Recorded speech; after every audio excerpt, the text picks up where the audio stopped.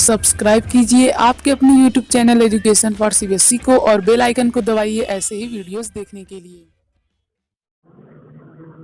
Hello बच्चों, आज की स्टूडियो में बात करने वाले हैं चैप्टर नंबर फर्स्ट के बारे में, जो हमारा चैप्टर नंबर फर्स्ट है जिसका नाम है द इंडियन कॉन्स्टिट्यूशन।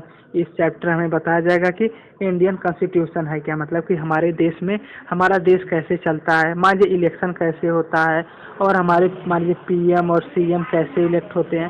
ठीक है, तो कुल मिला जुलाकर कैसा हमारा सिस्टम, उसके बारे में हम लोग डिस्कस करेंगे। ठीक है, तो जैसे कि आप लोग रूल होता है कि मान लीजिए आप लोग कोई गेम खेलते हैं, तो हम एग्जांपल दिया, मान लीजिए आप फुटबॉल खेलते हैं तो उसमें रूल क्या होता है बताइए, कोई एक रूल। हाँ, पहला तो रूल यही होता है कि अगर बॉल को केवल कौन छू सकता है, बॉल को केवल गोलकीपर छू सकता है।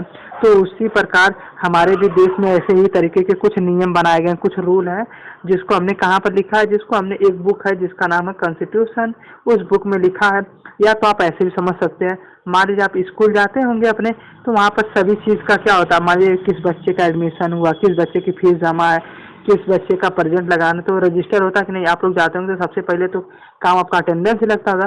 तो उसी प्रकार हमने जिस तरीके से हमें स्कूल में जाते समय क्या एक सिस्टम है जिसके थ्रू क्या होता है, जिसके थ्रू आपका एडमिशन होता है और आपकी फीस जमा होती है, उसी प्रकार हमारा जो कॉन्स्टिट्यूशन है बताता है भैया कि जैसे कि हाँ आपका इलेक्शन कब होगा, कौन पीएम बनेगा, कौन सीएम बनेगा, और अगर मान लीजिए किसी व्यक्ति को क्या क्या राइट यानी क्या क्या बेसिकली अधिकार है उसके बारे में बताया जाता है।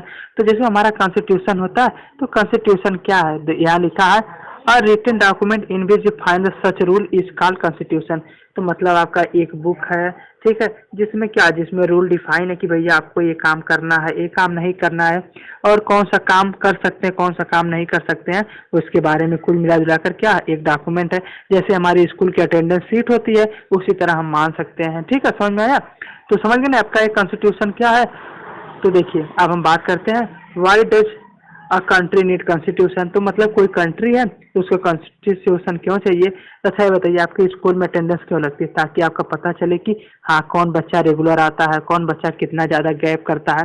तो उसी प्रकार जो हमारे देश को अगर अच्छे तरीके से हमें चलाना है कि हाँ इस समय समय पर इलेक्शन हो और समय समय पर सबको क्या मिले, सबको अधिकार मिले, और क्या नाम से जितनी भी असेंबली वो सब प्रॉपर रन करें, तो उसके लिए भी हमें क्या है, उसके लिए हमें कॉन्स्टिट्यूशन की क्या है, उसके लिए हमें कॉन्स्टिट्यूशन की ज़रूरत है।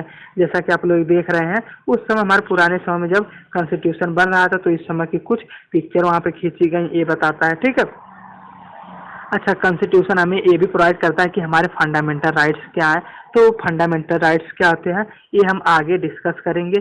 तो फंडामेंटल जो राइट्स बेसिकली है, ये हमारे ऐसे राइट्स हैं जो बताते हैं कि आपको क्या क्या अधिकार हैं। जैसे तो हमारा पहला तो यही अधिकार है कि हमें राइट ऑफ इक्वलिटी, मतलब हम अपने देश में कहीं पर भी जा सकते हैं, चाहे आप उत्तर प्रदेश से चले जाइए, बिहार, चाहे आप बिहार से कहाँ चले जाइए, दिल्ली चले जाइए, आपका वीज़ा पासपोर्ट तो लगता नहीं है, कहीं पर आप लोग अपनी कंट्री में फ्री मूव कर सकते हैं। ये सब हमारे क्या है, ये सब हमारे बेसिकली फंडामेंटल राइट्स हैं। तो हमें कॉन्स्टिट्यूशन क्या प्रोवाइड करता है कि हमें सिक्योरिटी प्रोवाइड करता है कि भैया आप लोग यहाँ पे भी जा सकते हैं, यहाँ पे भी जा सकते हैं। चलिए अब हम बात करते हैं, थोड़ा हमें बताता है कि नेपाल के माध्यम से, जैसे देखिए ये क्या है, यह नेपाल के बारे में कॉन्स्टिट्यूशन जब नहीं सेट हुआ तो वहाँ पर की कुछ बातें हैं। तो सबसे पहले 2006 में कहाँ पर नेपाल में पहली बार डेमोक्रेसी लागू हुई, लेकिन तभी वहाँ पर किंग सिस्टम था। लेकिन उसके बाद थोड़ा सा सुधार किया गया, तो उसके बाद कुल मिला जुलाकर 2015 में वहाँ पे बढ़िया सा कॉन्स्टिट्यूशन लागू हुआ, जिसमें सभी लोगों को बेसिक चीज़ न्यूज़ प्रोवाइड की जाए, चाहे मान लीजिए राइट ऑफ इक्वलिटी, सभी को वोट देने का भी अधिकार प्राप्त हुआ। तो हम जानते हैं जैसे मान लीजिए किंग सिस्टम में आप लोग वोट दिया जाता है, नहीं दिया जाता है, तो वहाँ से किंग सिस्टम भी धीरे धीरे खत्म हो गया। तो भैया इस तरीके से हम लोग क्या देख रहे हैं कि हमारा जो कॉन्स्टिट्यूशन है ये प्रोवाइड करता है कि आपको क्या मिल जाए, आपको पॉलिटिकल पार्टी भी मिलाने का प्रोवाइड करता है। पॉलिटिकल पार्टी जैसे कि मान लीजिए बीजेपी हो गई, कांग्रेस हो गई, इसी तरह के जितने भी पार्टीज हैं वो सब क्या है, वो सब हमारी पॉलिटिकल पार्टीज हैं। बेसिकली कौन प्रोवाइड करता है, कॉन्स्टिट्यूशन के ही द्वारा हमें प्राप्त होता है। ठीक है, तो चलिए एक हमें स्टोरी के माध्यम समझते हैं कि हमें कॉन्स्टिट्यूशन को भैया ज़्यादा ज़रूरत क्यों है। जैसे एक लड़का रहता है, मान लीजिए ये जो बच्चा है या मॉनिटर रहता है, या झूठी इस बच्चे को फंसा देता है, कहता है कि मैम यह बदमाशी कर रहा था, तो मैम आके इसे डांटने लगती है। तो हम क्या देख रहे हैं भैया, ये जो बच्चा है उसका क्या, उसको सबसे पहले मैम की गलती है कि नहीं, सबसे पहले सभी पूछना चाहिए, बता रहा था कि बच्चा सही बोल रहा है कि गलत बोल रहा है। तो जैसे कि अगर इसी तरीके से हमारे देश में कोई कानून नहीं रहेगा, कोई कॉन्स्टिट्यूशन नहीं रहेगा, तो कोई भी किसी को परेशान कर देगा, कोई किसी की भी हत्या कर देगा। तो इसीलिए हमारे पास फंडामेंटल्स क्या होते हैं, फंडामेंटल्स राइट्स होते हैं। जैसे कि यहाँ पर लिखा है फंडामेंटल राइट्स कौन हमें प्रोवाइड करता है, इंडियन कॉन्स्टिट्यूशन प्रोवाइड करता है। समझ में आया? समझ में आ रहा है कि बताइए आप लोग, हाँ ना बोलिए। ठीक है, उसी प्रकार हमें एक और कॉन्स्टिट्यूशन प्रोवाइड करता है, तो इसको हम भी एग्जाम्पल के थ्रू समझते हैं।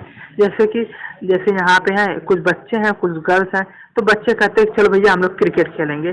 ठीक है, क्रिकेट खेलने के लिए कहते हैं, लेकिन गर्ल्स कहती नहीं हम लोग को बास्केटबॉल खेलना है। तो इसका एक बच्चा कहता है कि चलिए हम लोग कह देते जिसकी ज़्यादा नंबर आएगा वह हो जाएगा, वही खेल होगा। तो जैसा कि हम जानते भैया बॉयज़ ज़्यादा रहते हैं, तो बॉयज़ हमेशा ही जीतेंगे। क्यों? क्योंकि ये लोग मेजॉरिटी में, क्योंकि ये लोग ज़्यादा है, तो हमेशा गर्ल्स हारी जाती हैं। तो कॉन्स्टिट्यूशन ये भी ध्यान में रखता है कि भैया अगर मान लीजिए कोई पर्सन बहुत कम है, ठीक है, तो उसको क्या करे, उसको कोई हानि ना पहुंचाए, उसके सारी मान मर्यादा सारी बढ़िया रहे। ठीक है, तो कुल मिला जुला कर उनको प्रोटेक्शन भी प्रोवाइड करता है। तो इसी प्रकार हमें एक बात हमने क्या समझ ली कि कॉन्स्टिट्यूशन हमें क्या प्रोवाइड करता है, हमें प्रोटेक्शन प्रोवाइड करता है, या ये भी प्रोवाइड करता है कि भैया चाहे कोई मेजॉरिटी में हो, यानी कोई मतलब कोई अगर व्यक्ति की संख्या ज़्यादा है उसको भी सेम अधिकार मिले, कोई व्यक्ति अगर थोड़ा सा कम है संख्या में तो उसको भी क्या मिले, अगर माइनॉरिटी में है तो भी उसको क्या मिले, उसको भी उतना ही रूल मिले। तो जैसा कि चलिए एक एग्जांपल के थ्रू समझते हैं मेजॉरिटी और माइनॉरिटी का कंसेप्ट। अच्छा ये बताइए, अगर मान लीजिए एक पीएम एक वोट दे रहा है तो उसकी भी 1 वोट की वैल्यू एक ही बराबर होगी, या एक फार्मर जो है, मान लीजिए कोई फार्मर है वो भी वोट दे रहा है तो उसको भी तो वो एक ही वोट देने का अधिकार है। बताइए आप लोग, हाँ या ना बोलिए। हाँ बिल्कुल है। तो उसी प्रकार जो चाहे पीएम हो, चाहे सीएम हो, चाहे एक गरीब भी हो, उसकी वोट की वैल्यू सेम ही रहती है। तो उसी प्रकार हमारे देश में सभी लोगों को एक तरीके से या एक बराबर देखा जाता है। ठीक है, तो इसी में एक और स्टोरी दिखाई कि भैया ये शबनम जो रहती है इसका पेपर होने वाला रहता है, तो यह कहती है अपने घर वालों से कि देखिए अगर आप लोग भी टीवी देखें तो मेरा मन भी टीवी देखने चाहेगा, तो मेरा पेपर खराब हो जाएगा। तो यह सबसे कहती है कि चलिए आप लोग आज मत टीवी देखिए, कल देख लीजिएगा। ठीक है, तो सब लोग इनकी बात मान जाते हैं और जो शबनम रहती है इसका अच्छा मार्क्स आ जाता है। तो इससे हमें क्या सीख मिलता है, इससे हमें ये सीख मिलता है कि जो हमारा कॉन्स्टिट्यूशन है ये भी प्रोवाइड करता है भैया किसी का भी कोई नुकसान ना हो। ठीक है, मतलब कोई भी मतलब किसी को भी कोई दिक्कत परेशानी ना हो किसी की वजह से। ठीक है, समझ में आया? बहुत आसान है। तो जैसा कि हम लोग जानते हैं कि इंडिया में क्या है, इंडिया में डेमोक्रेटिक कंट्री है। तो भैया यहाँ पर डेमोक्रेटिक सोसाइटी मतलब सभी को इक्वल नज़रिए से देखा जाता है। मतलब चाहे हम हो चाहे आप हो, सबको क्या है, सभी को इक्वल राइट्स है। आप लोग भी, मैं जहाँ जा सकता हूँ वहाँ पे आप भी जा सकते हैं, चाहे मैं जो काम कर सकता हूँ आप भी वो काम कर सकते हैं। ठीक है, तो कुल मिला जुला कर इंडियन कॉन्स्टिट्यूशन हमें यही चीज़ें प्रोवाइड करता है। तो चलिए हम आगे बात करते हैं।